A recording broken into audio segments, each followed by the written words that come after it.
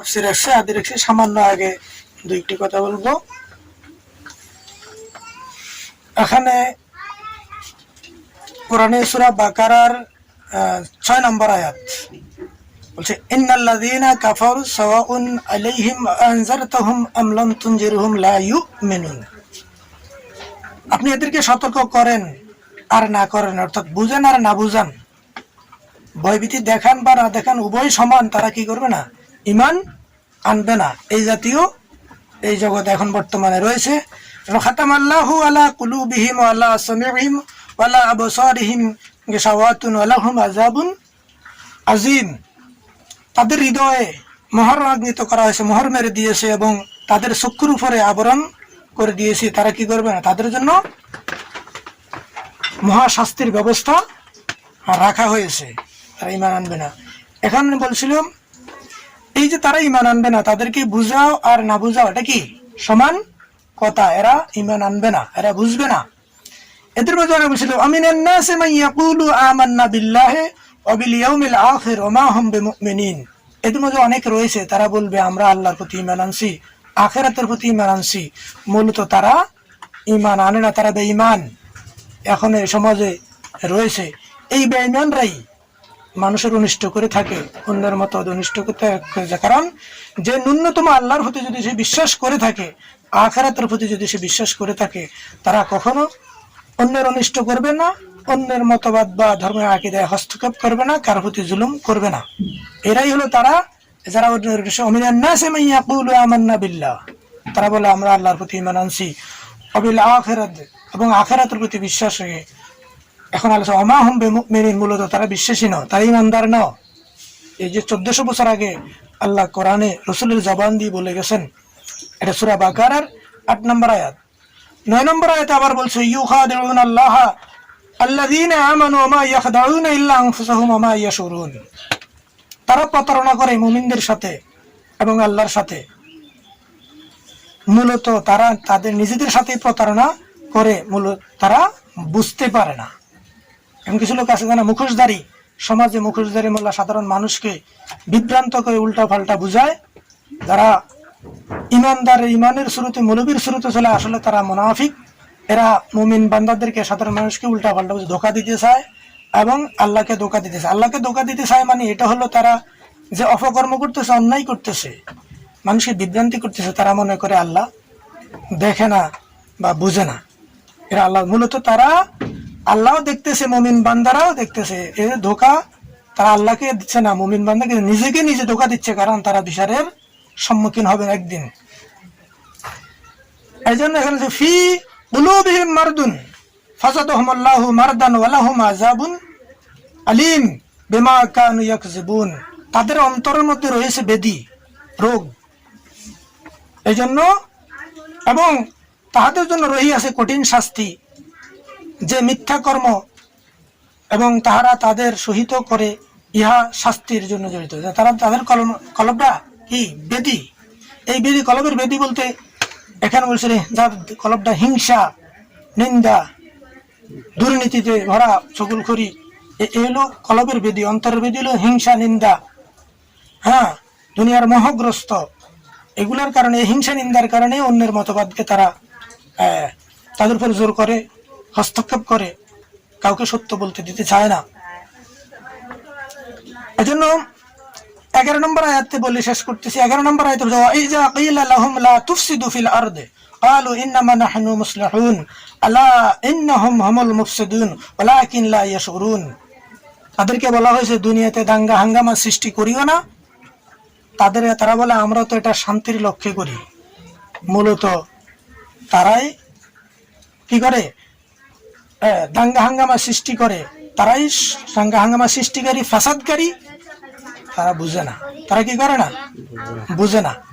তাহলে 1400 বছর আগে আল্লাহ বলে দিয়েছে তোমরা দুনিয়ার মধ্যে ফিতনা ফাসাদ সৃষ্টি করে নিয়ে দাঙ্গা হাঙ্গামা সৃষ্টি করিও না।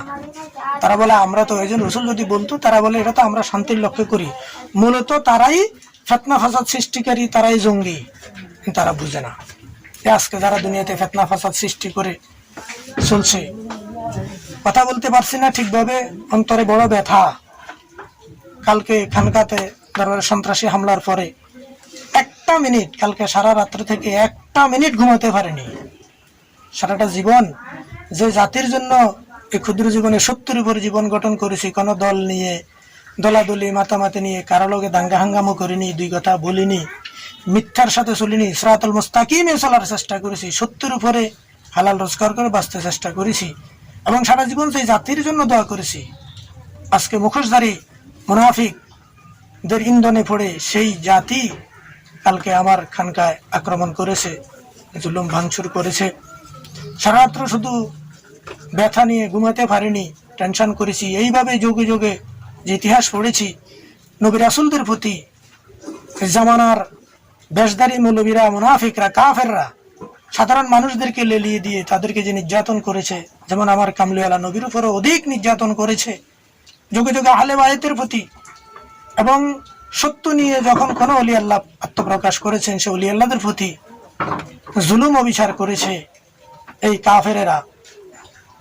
আজকে সেই ভেষধারী মুনাফিকদের ইন্ধনে সাধারণ মানুষকে লেলি দিয়ে আমার খানকা ধ্বংস করেছে। আমি তো কারো 2 পয়সা নষ্ট করিনি, কারো বাপের জায়গাও খানকা দিইনি। আমি এ সমাজের যাদের আকিদের সাথে আমার আকিদা মিল হয় না, দ্বন্দ্ব হবে, সেই জন্য আমি আমার আলাদা ইবাদতখানা ইবাদত করতেছি। আমি কারো সাথে 2 কথা বলিনি, রাজনীতি কোনো দাঙ্গা হাঙ্গামে নেই। তবুও কেন এই সন্ত্রাসীরা আমার উপরে জুলুম অত্যাচার করলো? এর জন্য যে ন্যায় বিচার আমি পাইনি। তো ন্যূনতম যাদের বিবেক আছে, যাদের বিবেক নাই, বিবেক হারা, তাদেরকে কিছু বলার নাই। ন্যূনতম যাদের বিবেক আছে শুধু তাদেরকে বলবো, তুমি বিবেচনা করে দেখো। তোমরা তো বলো, তোমাদেরকে ওই মোল্লারা বলে যে কেউ হাসর ময়দানে কেউ কারো সাহায্যকারী হবে না, সুপারিশ করতে পারবে না। তাহলে যেই মুনাফিক মোল্লার ইন্ধনে তুমি আজকে মানুষের ঘর ভাঙচুর করতেছো, জুলুম অত্যাচার করছো, হাসরের ময়দানে আল্লাহর আদালতে তুমি কি জবাব দিবে?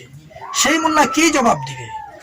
যে মোল্লা ইন্ধনে সেই মোল্লা কি জবাব দিবে? তুমি যে ভাঙচুর করতেছ, অন্যের প্রতি জুলুম করতেছ, কি জবাব দিবে আল্লাহ যদি তোমাকে প্রশ্ন করে?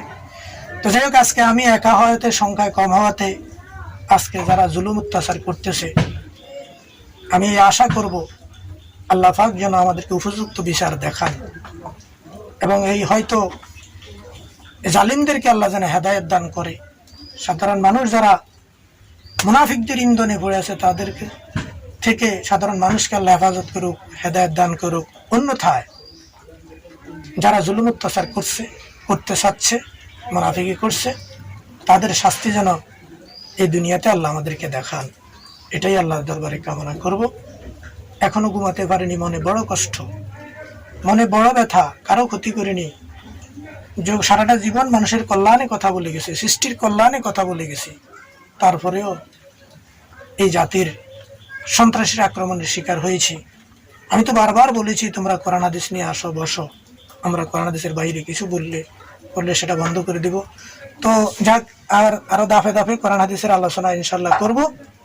এখানে যে কয়েকটি আয়াত বলেছি, যে আছে অনেক, যে যাদেরকে বুঝাও আর না বুঝাও সমান কথা, এটা 1400 বছর আগে আল্লাহ বলে দিয়েছেন। তবুও রসুলগণ বুঝাই গেছেন, আমরাও সে দায়িত্ব পালন করে যাচ্ছি। এবং কোরআনে বলেছি যে তাদেরকে বলা হয়েছে দাঙ্গা হাঙ্গামা সৃষ্টি করে, ফেতনা ফেসাদ সৃষ্টি করি না, তবু তারা ফেতনা ফেসাদ সৃষ্টি করে। তারা বলে আমরা ভালো গুলো করি। কোরআন সেগুলো হুবহু বলে দিছে তাদেরকে। মানুষের মধ্যে অনেক আছে যারা বলে আমরা আল্লাহর প্রতি, আখিরাতের ঈমান আনি, কিন্তু আসলে তারা বেঈমান। আল্লাহ পাক সব দেখতেছে, তারা বেঈমান। আল্লাহ 1400 বছর আগে তাদের বলেছে ঈমান। কারণ যারা আল্লাহর প্রতি বিশ্বাস রাখে, আখিরাতের বিশ্বাস রাখে, তারা কারো বিন্দু পরিমাণ কারো ক্ষতি করতে পারে না, সৃষ্টি জগতের অনিষ্ট করতে পারে না, এবং কারো কোনো ধর্মীয় আকীদার উপর আঘাত করতে পারে না, যদি সে ঈমানদার হয়, যদি সে মানুষও হয়। আজকে সারা জাতির কাছে, বিবেকবানদের কাছে শুধু কোরআনের কথাগুলি সাক্ষী রেখে গেলাম। ধাপে ধাপে আরো কোরআনের কথা ইনশাল্লাহ বলবো। তোমরা যদি কোরআন বিশ্বাস করো, কোরআন মানো, এখন থেকে এই কোরআনে একটা খণ্ড, আর একটা তাফসির, আরো কিতাবাদি রয়েছে। এখানে 3টা সামনে নিয়ে বসছি, সামান্য শুধু এটুকু বললাম। তাহলে জঙ্গি হামলা নিয়ে ধাপে ধাপে আমরা যে আমলগুলি করতেছি, কর্মগুলি করতেছি, কোরআন আর্থিক দিয়ে আলোচনা আগেও করে আসছি, আবারও ইনশাল্লাহ করব। ফেজের সাথে লাইক দিয়ে সাথে থাকবেন, আমার ইউটিউব চ্যানেল দেখবেন। যদি বুঝতে অসুবিধায় কিতাব আছে, আসবেন আমার কাছে দেখে নেবেন কোরআন হাদিস মতে। আমি অনুরোধ করবো সাধারণ মানুষদেরকে, মুখোশধারী মোল্লা মুন্সিদের কথায় পড়ে কারো প্রতি জুলুম অভিশাপ দাঙ্গা হাঙ্গামা করবেন না। পূজার প্রয়োজন হলে কাছে আসবেন, বসেন, মোল্লার কোরআন নিয়ে বসে আমাদের কোরআনও দেখেন। আরেকটি কথা এখানে বলে যাই, তুমি কোরআনের কয়টা আয়াতই বা জানো? তোমার মোল্লা কোরআনের কয়টা আয়াত জানে, কয়টা আয়াত মানে, কোরআনের কয়টা আয়াত মানা যাবে, কয়টা মানা যাবে না, এগুলো একটু বিবেচনা করে ওই মোল্লার কথা শুনিও। আজকের জন্য এখানে শেষ করলাম।